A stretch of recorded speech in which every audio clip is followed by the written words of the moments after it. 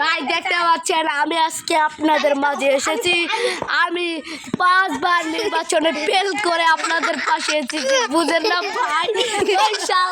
5 বার fail করেছি, বুঝেন না? আমি 5 বার ফেল করেছি, কথাটা মাথায় রাখবেন। 5 বার ফেল করেছি।